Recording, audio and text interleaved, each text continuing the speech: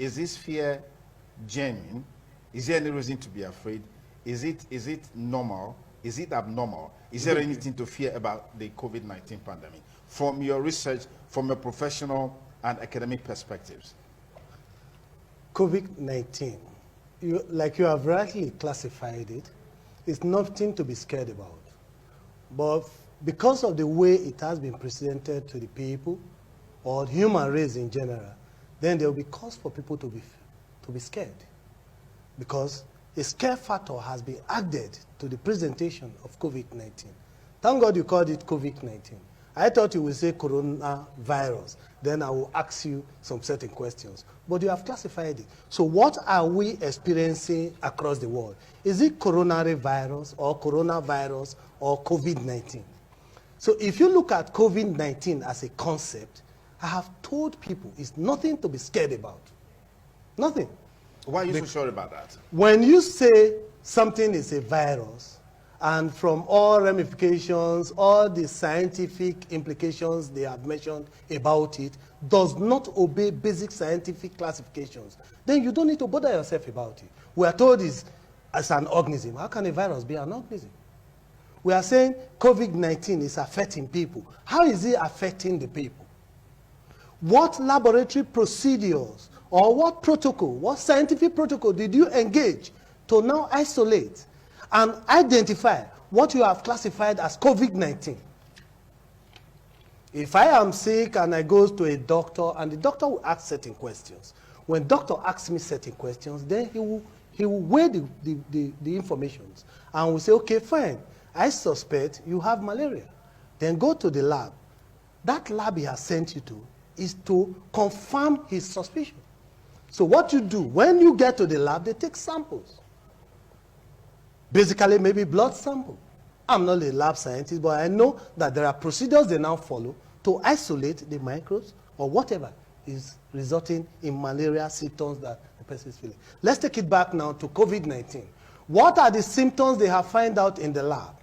All we hear is that 2 persons are positive today, 20, it has increased to 20 the next day. The other day, it is now 300. Fine. Then all of a sudden, after a day or 2, you hear they are positive. When they are from positive, they go straight to negativity. They are negative. We have released them. What did you now do? Under the isolation condition that they are using to scare everybody and keeping everybody at home. What did you do in that isolation center? What procedures, what scientific procedure did you prove on ground to now prove to the world that this is what we are experiencing? This is what is killing people. This is what is terrorizing every person. COVID-19 has more than we can see. There are a lot of information about it that we are not getting. And scientifically, I am willing to be challenged by any person. Scientifically, it has failed all scientific principles in terms of classifying disease, either being virus or whatever it is. Okay, let me pause you there. Professor Ajene, COVID-19, from all available information, whether at home or abroad, is killing people in the hundreds of thousands, even in the million now, over 1.2 million deaths. In places like the United States of America, in Italy, in Spain, the numbers are growing by the day. What is it about this virus that is making it to kill people at such a quantum number? You are using 2 languages now, so permit me to go back to the background of my colleague. COVID-19, coronavirus. First and foremost, the COVID-19 is covered from corona disease. Yeah. COVID is corona disease. 19, it occurs in 2019. Yes. So let's get it clear. If it's COVID-19, that it begins in 2019, why is it killing people? First, can we go back to the origin of the COVID-19? People say once you identify a problem, you can easily provide what? A solution. We were told that it originated from where? China. Automatically, we know the source. How does it originate? Is it just a new virus that has just emitted? And there are a lot of virology, professors of virology everywhere. Yes. It goes to say that it kills people on a day, maybe hundreds on a daily basis. Those people killed or died as a result of coronavirus, what happened to them?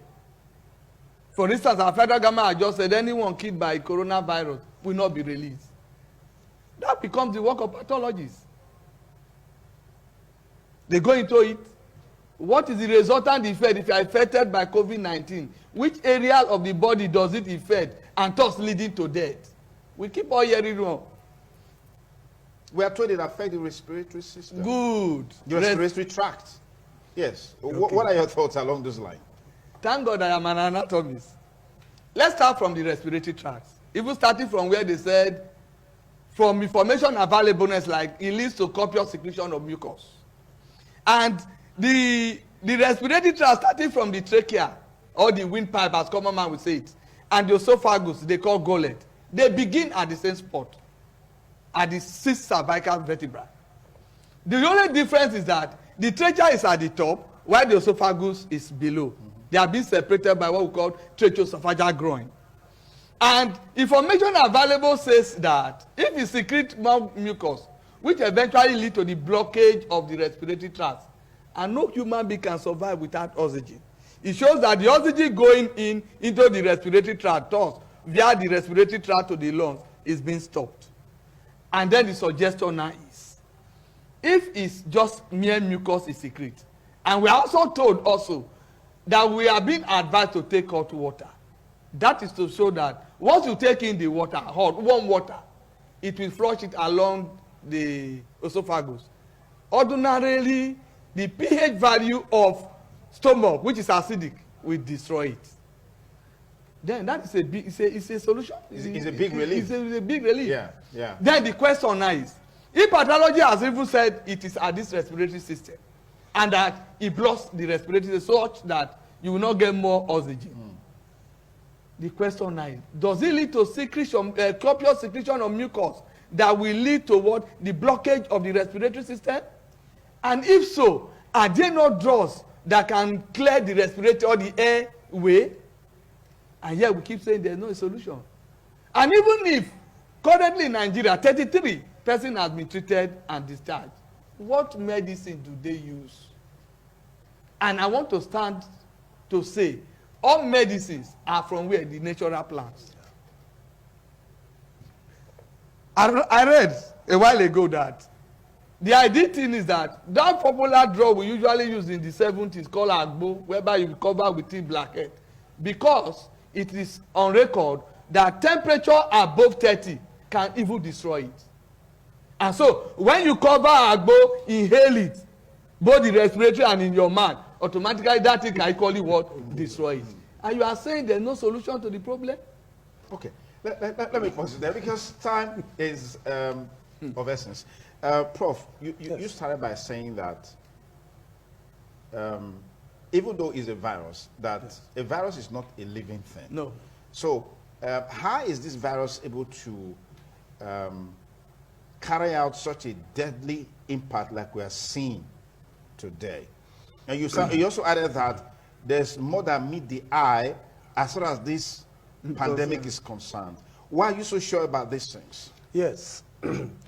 When issues comes up, then from people's reaction in terms of comments made and body language and all that, you should be able to get a clue to what is happening. I'm a genetist, and a genetist will know what we call forensic examinations and considerations of issues. If you look at the advent of the event of COVID-19, all the information that was given at the initial stage were made to convince the entire human race that this package that is coming is deadly. So a lot of components have been added to it. But the wrong thing that happened was that the initial informations were void of scientific proofs. Remember that there was even issues of publications stating that, yes, what we are experiencing as COVID-19 contains DNA and RNA. Yeah. And because of that, it's a living thing. When it enters the body, it's able to blow up, it's able to do this or that. I said, wow. But my surprise is such statements are coming even from World Health Organizations. That's what baffles me most. Let's look at it. You say something, because it contains DNA and RNA, it automatically becomes a living thing. I have listened to several persons being questioned, and they will say, what is virus? They will say, small organism. How can virus be an organism? Virus are chemical components. The DNA and RNA that they see in virus is components of chemicals that have been joined together. They build together, they link up together to form a poisonous substance. So what it does is, it goes inside the system. It's like somebody, of recent you see on social media, a lady got frustrated and all she could do was to take sniper, and she drank sniper. She didn't die automatically. It takes a while because those substances will find a way into the cell and start damaging the cell. Yeah. But the so-called virus in terms of coronavirus, COVID-19, does not have even a cell. So once a substance does not have a cell, there is no life in it. Because cell is the basic unit of life. But it has genetic makeup. It does not have any genetic makeup, because once it is not living, it does not have genetic makeup. The DNA they are talking about is deoxyribonucleic acid. They are chemical substances. Yeah. But when you look at a cell, the DNA we talk about in cell are quite different from the DNA you talk about in non-living thing. Like a friend once called me on phone while these arguments were on and said, look, they said when it enters the body, it now acquires genes from the system and acquires protein and now becomes living. I said, rubbish. I said, let me give you an example. Inside the fowl, when you look at the digestive system of the fowl, there is gizzard. And if you open the gizzard, there are a lot of stones inside. Why did those stones not absorb genes from the fowl and now becomes living? Living things and non-living things are different. Virus cannot undergo characteristics of living things. No. So it's not a living thing. So somebody has gone into somewhere to produce something. We have history. Even the coronavirus they talk about is not new. We know that in 1950s, check the history of Hanka, or what do they call it? That one just came up of recent, and they said it killed one Chinese. But I continue to wonder, why is all the virus killing Chinese at first? The India's case is always Chinese. That the first death came from Chinese and all that and all that. So let's go back to the genetics of it, because that was where they got it wrong. And God pushed them to now come out and use that genetic information to convince the people. But they never knew that there are genetics like us and scientists like us who come out to challenge the world about it. So fine is not a living thing.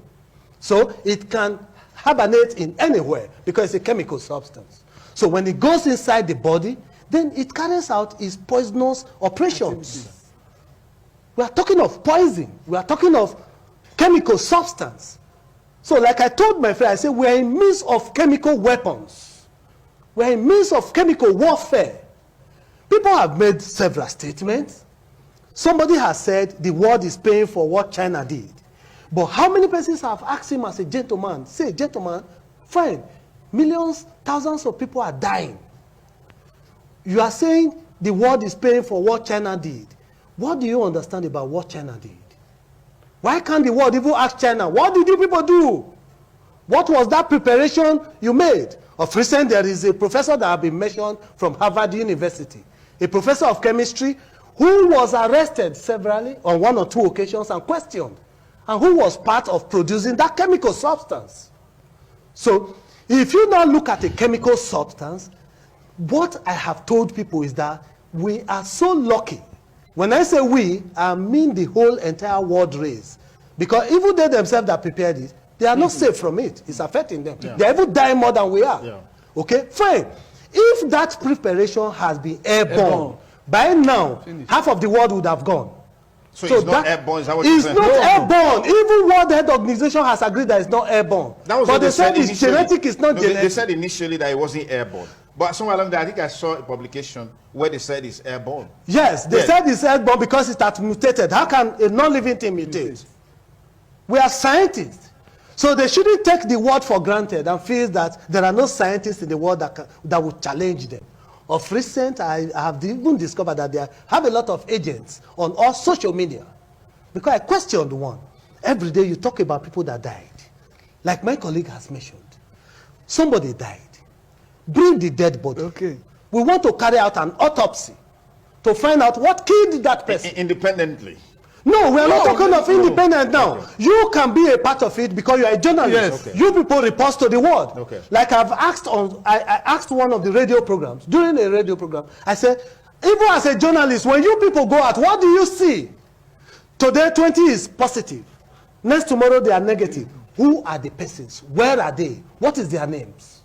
So when you carry out an autopsy, it removes all available doubt of what has killed that person. When you post challenges on social media, there are response. Even from government sector, there are response. Even from World Health Organization, there are response. Let me mention one.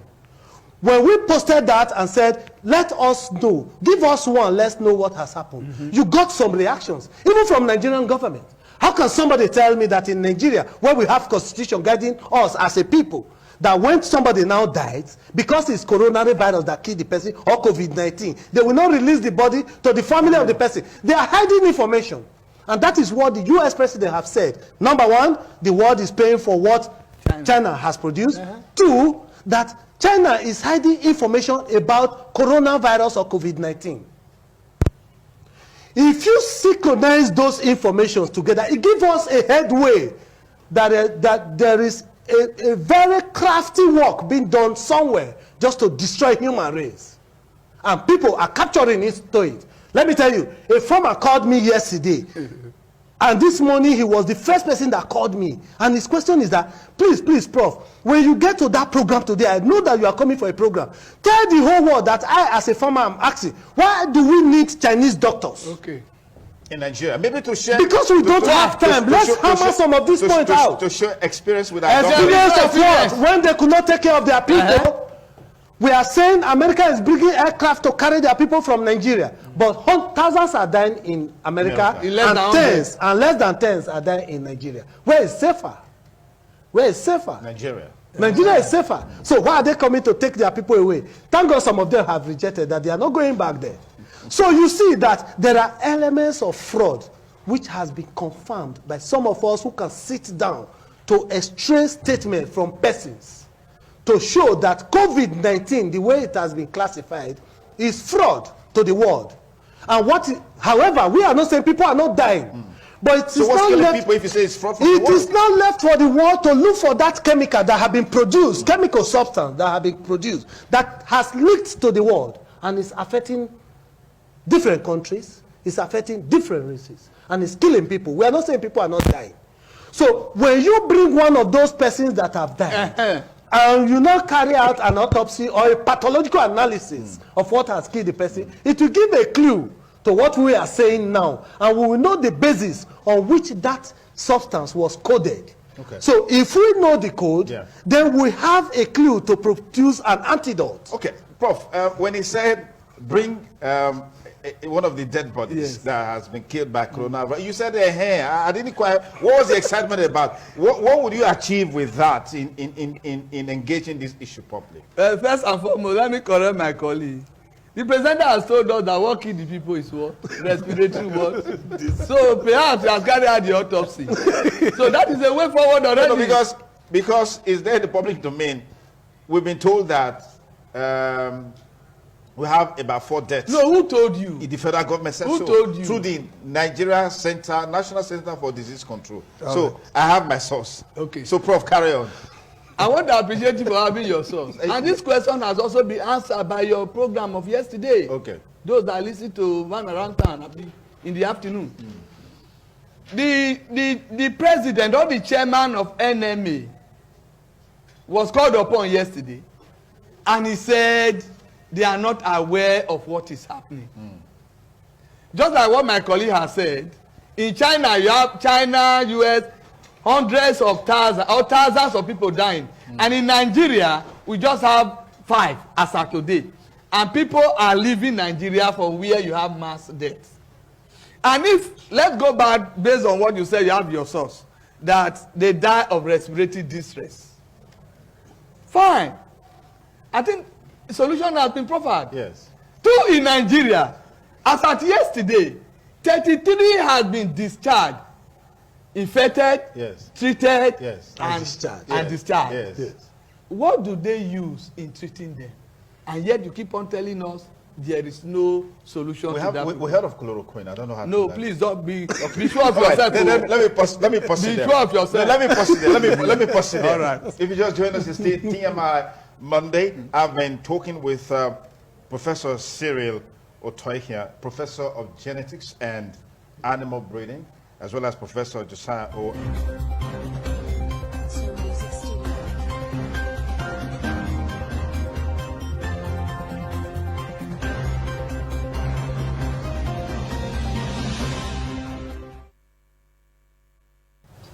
All right, thank you again for staying with us on TMI as we conclude our discussion segment with Professor Cyril and Professor Josiah here with us. We are here with us. Prof, we don't have much time. I know we would have had a lot of talking points, but quickly, what are your solution lines in terms of what can be done? We can't deny the fact that people are dying and there is a virus, even though you feel that there is more to it than meet the eye in terms of what is there in the public space. So let me begin with Professor Josiah. Based on the revelation so far, I will advise, apart from the normal signs, they said wash hands and the rest, I will advise every one of us to take warm water, because that will automatically tends to melt the mucus, supposedly said it increases, and that will equally wash it off for now. 2, we should also consider, could there be anything that can lead to bronchodilator? We have all these things, all these herbs that can assist in bronchodilators and what have you. For instance, they have also profiled lemon, because from their pH, between 5.5 and 8.2 is the pH of the coronavirus. Anything more than that will not be convenient for it. And that is why they suggest, or we want to believe, that when you take warm water, the moment you wash it from the throat and it gets to the stomach, that is the end of the virus. Okay. So warm water is I will encourage that for now. Okay. And taking things like lemon. Is this based on your personal? No, the revelation so It's far. based on the information. The revelation so far in from public the space? yes. Okay. All right, Professor Cyril. Yeah. Yes, we have seen a situation where the world is experiencing poisoning, okay, chemical poisoning. It has been designed in such a way that there must be contact. So the first thing I will advise is this: nobody should be allowed to travel to troubled zone. Troubled zone means that thing has been produced and they have target and it has been sent out. So when you go into those troubled zones, there is possibility for you to acquire it. Like when they said wash hand, I did ask, I said, why washing only the hand? Why don't you tell the people to take several bathing, maybe in the morning, in the afternoon, and in the evening? As much as you can do, bathe. Then the clothes you wear can be a source of moving virus. Virus, now remember, is not a living thing, but a chemical substance. The clothes you wear can carry it. The shoes on your leg can carry it. The wristwatch you wear and you pull it off and you don't have anything to do with it can carry it. So nobody should go to troubled zone so that you don't end up as a vector or as somebody who is now transporting it back to areas where it does not exist. Because one, it is not because of the standard of our health facility that we are not experiencing it. No, it's because Africa per se is not a target zone. But most of the countries that are experiencing it in Africa results from people going to those target zones and coming back with that virus. Okay. Well, time it's not very friendly today, not because time wanted to be that way, because of some of the technical issues we had earlier. That's why it was pretty difficult, because the next line of conversation will be on the whole issue surrounding vaccination. And then we also have issues surrounding the 5G network launch, where people say, well, there is a correlation between COVID-19 and 5G. Others have said, well, it's not possible because that also cannot stand the test of time as it relates to basic science of electromagnetism, but electromagnetic radiation, as it were. But that won't be for today. Hopefully next week Monday we'll have you guys back so we can talk more about that. No problem.